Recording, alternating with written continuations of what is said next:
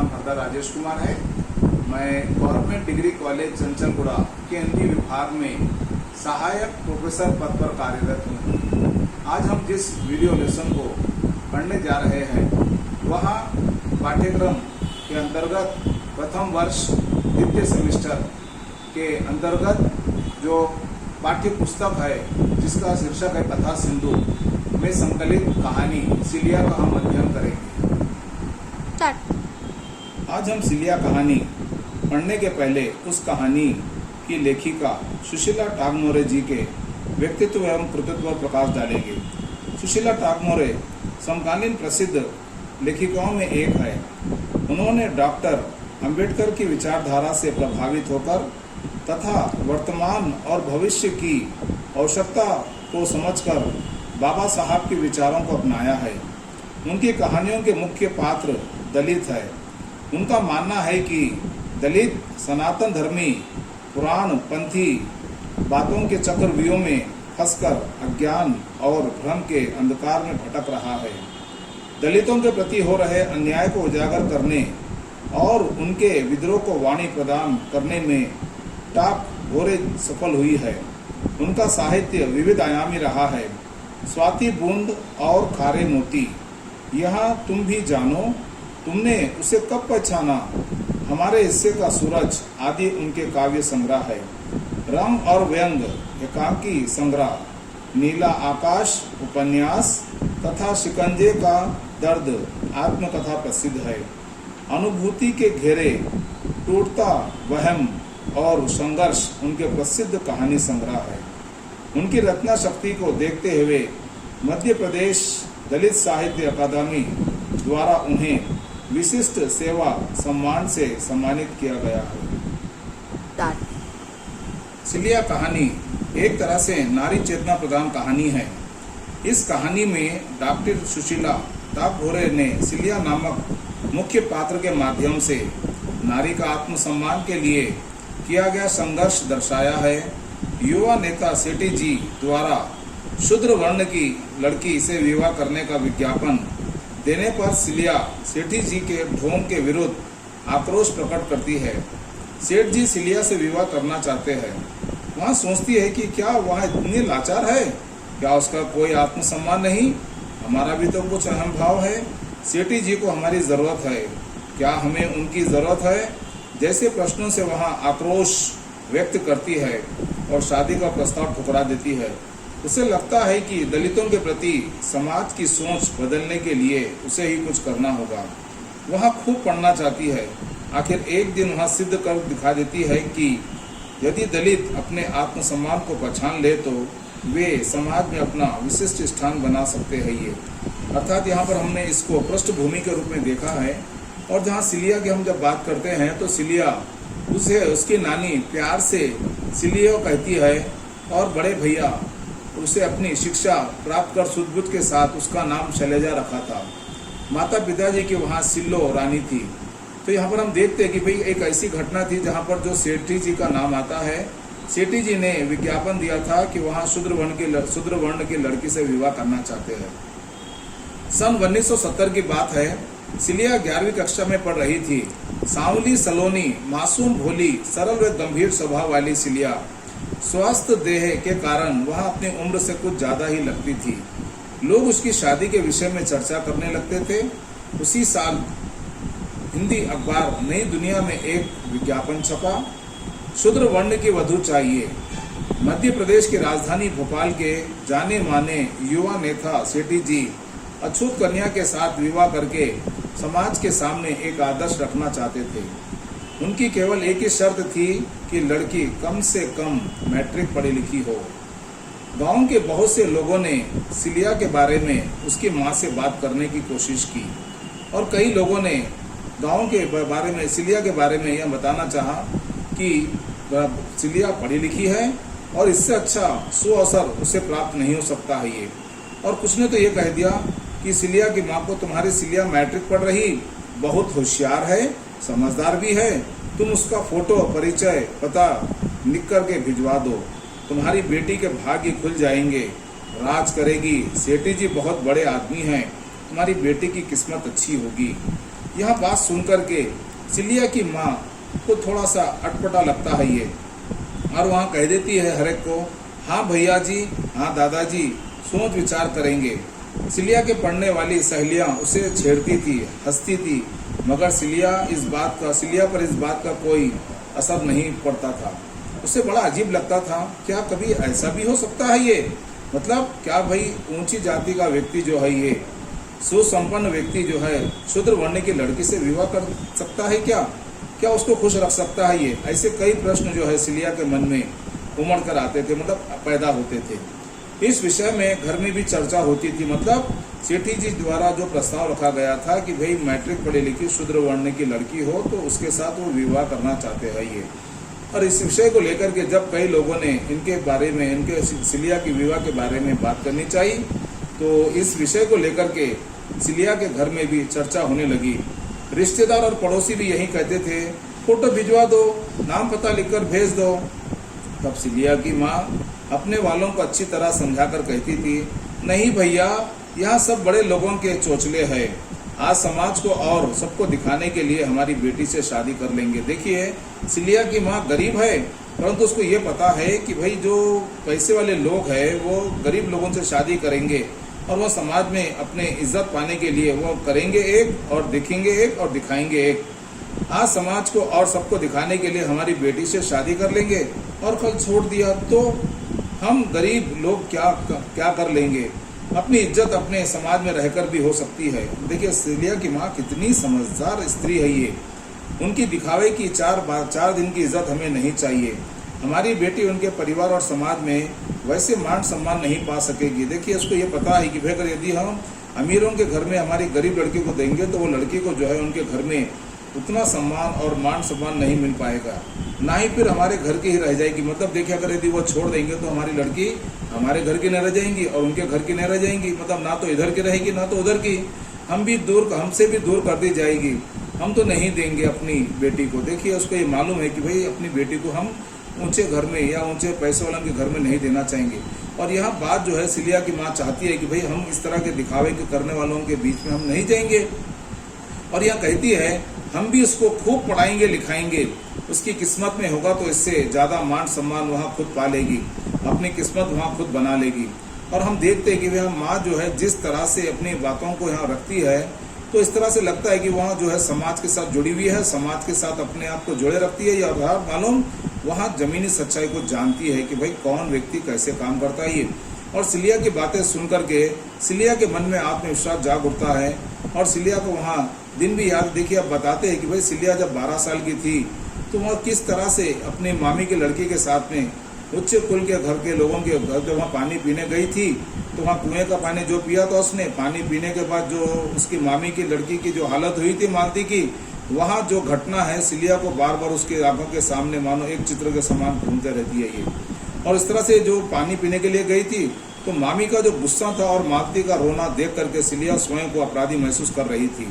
वह अपनी सफाई में बहुत कुछ कहना चाहती थी मगर इस घमासान प्रकर्षण में आवाज़ धीमी पड़ गई। मतलब ये मामी जो है ये मालती के द्वारा उच्च कुल के घर के लोगों के कुएं का पानी पीने पर उस कुल के लोगों ने जिस तरह की बेइज्जती की, वह बेइज्जती से अपमानित होकर के सिलिया की मामी मालती को मार रही थी और मालती जो है ये अपने आप को बचा रही थी।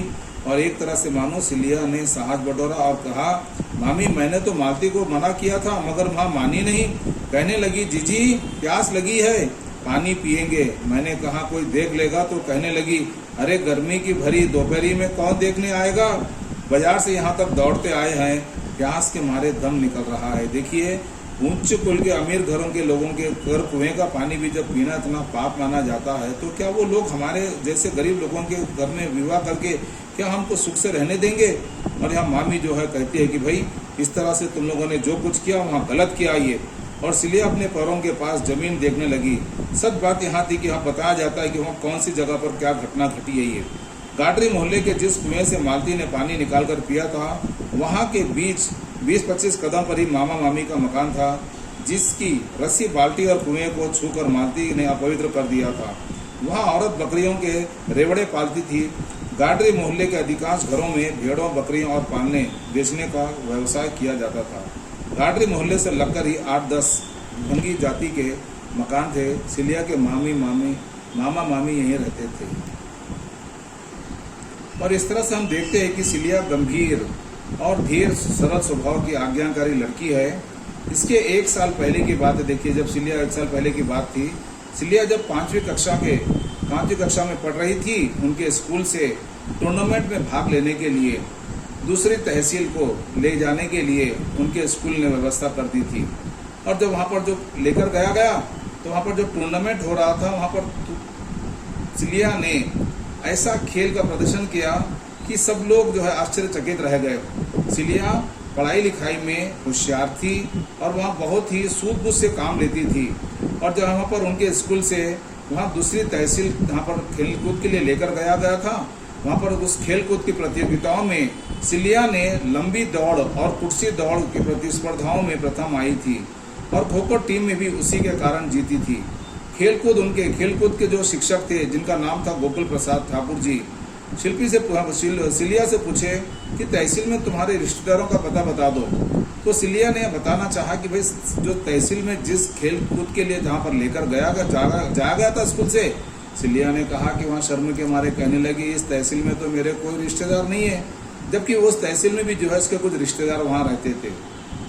और यहाँ पर जैसे वो बात चली तो सिलिया की जो सहपाठी थी, जो मित्र थी, जिसका नाम था हेमलता, और वहाँ पर उनके जो खेल कूद वाले जो प्रशिक्षक थे गोकुल प्रसाद ठाकुर जी, उन्होंने कहा, देखो बेटा हेमलता, तुम अपनी सहेली सिलिया को जो है अपने बहन के घर लेकर चले जाओ।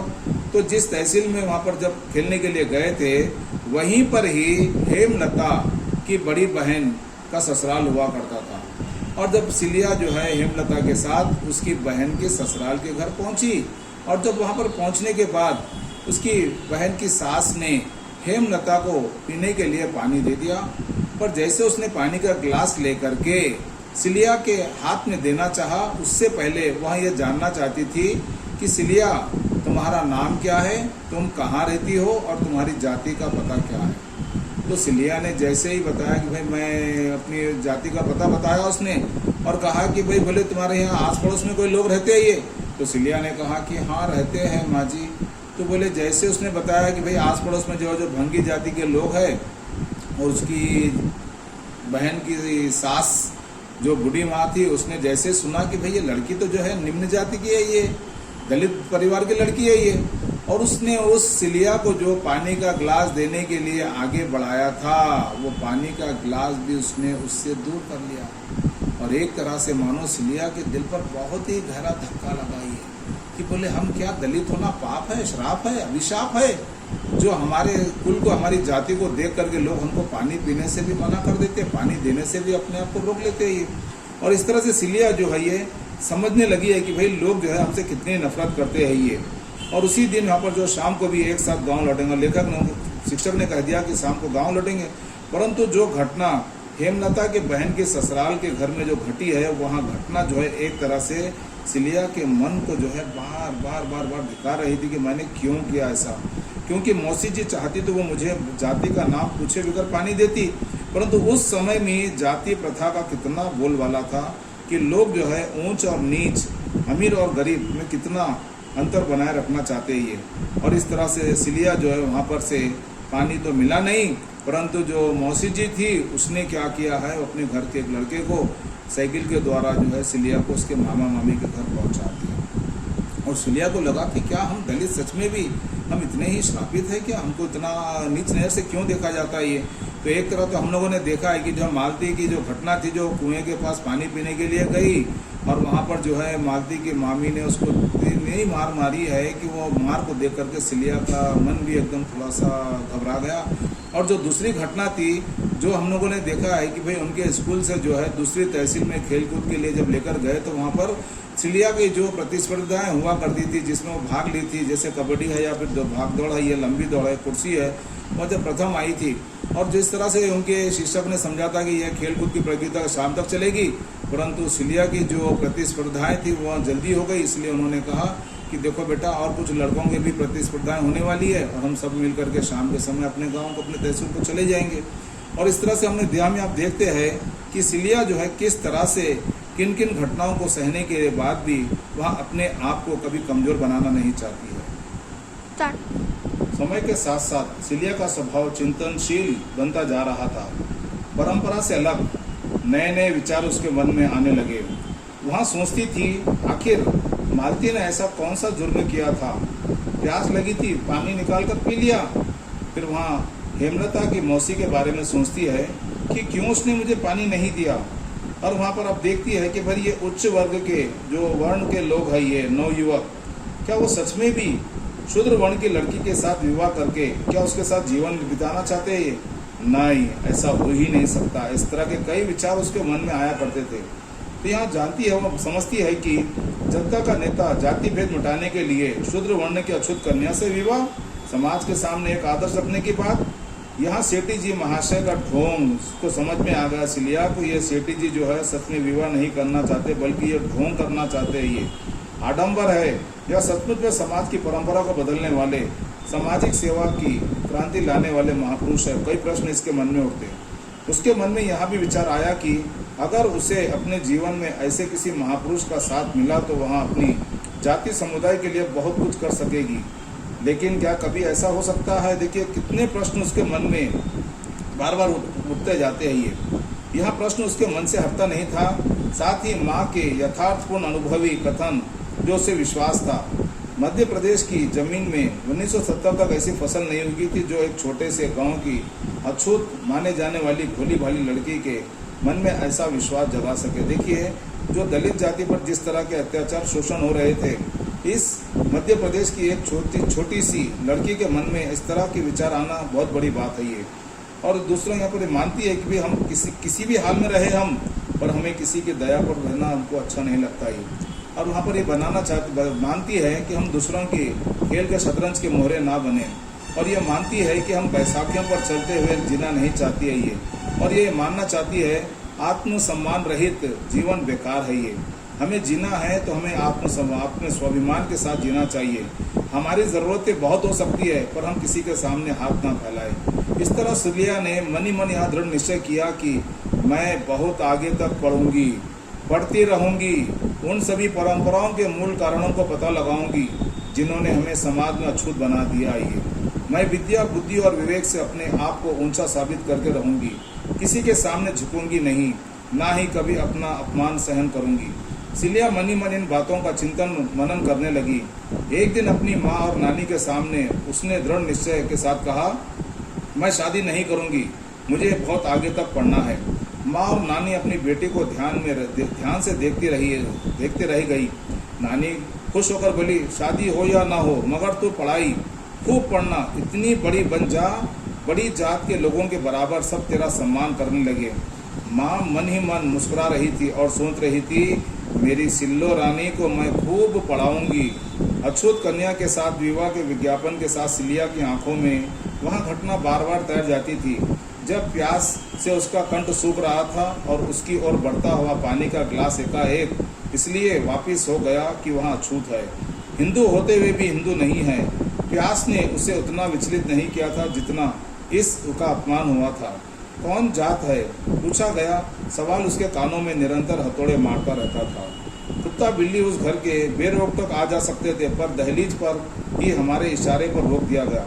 यहाँ देखना चाहते हैं कि भाई किन किन जगहों पर किस तरह से उसको अपमानित होना पड़ा है ये। और ये जो बातें हैं बार बार सिलिया के मन में एक तरह से मानो कई प्रश्नों को जन्म देते चले जाती है।